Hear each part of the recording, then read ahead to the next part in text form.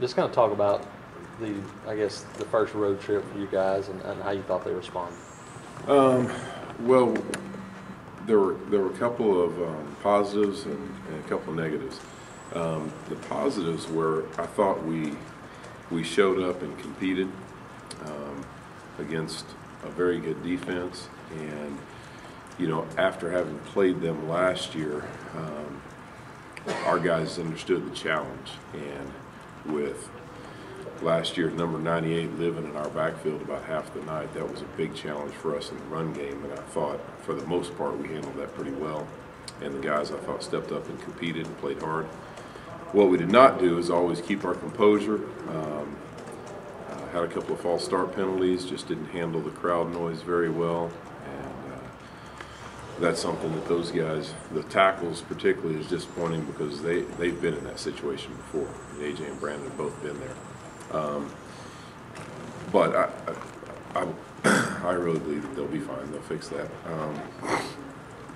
Obviously, overall, didn't play as well as we need to. We were certainly in position to score some more points, and bottom line, just didn't make enough plays and didn't get it done when we had to. You talked to AJ. He talked about communication that had little problems there and allowed some pressure. Is that one of those things that just the more they play together, the better they'll get at? Yeah, I think so. But at the same time, sometimes things happen in a game that you're not sure why they happen. There was one particular defense that we misidentified and allowed a guy to hit the quarterback on, and it was something that they saw every day in practice this week and did it correctly every time. Had it on there. I give them practice test on Wednesday. I give them final tests on Friday. Had that particular front and that particular protection drawn up against that. Every single person got it correct. We screwed it up in the game when it counted the most. Why? I'm not sure, but hopefully we'll learn from it, and they certainly understand. If you saw me during halftime, I was still out there for about 2 minutes. We had to run through the band just to get in the locker room because they were already coming out on the field. These the twists? Is that what you're talking about? Part of it was twist, part of it wasn't. There's some of both. Overall, we just have to do a better job of pass protection. Jeff, do you anticipate giving the opportunity Saturday to play some guys that haven't played? I don't know. I mean, that's. I don't ever think about a game that way. I mean, we're thinking about trying to play that.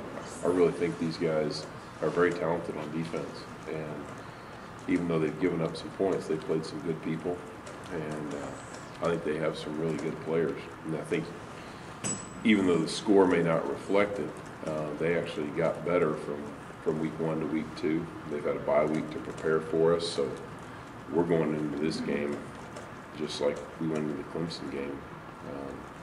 I think you have to approach it that way. I guess my question, when you get to a point in this game, or whatever game, the young guys who haven't played, is there still a possibility of them playing? There's still a possibility of them playing, yeah, period. Regardless of the score, there's a possibility that a couple of those young guys could be in the game. When that is, I'm not sure yet. But I reminded my guys again on Tuesday, yesterday, that competition goes on throughout the season, and I've made changes in the lineup. Game 4, Game 5, even as late as Game 8 in the season. So we'll do whatever we have to do to get the best guys on the field and give young guys an opportunity to compete and give the older guys an opportunity to continue to get better. You want to tell us who the young guys that might play are? No.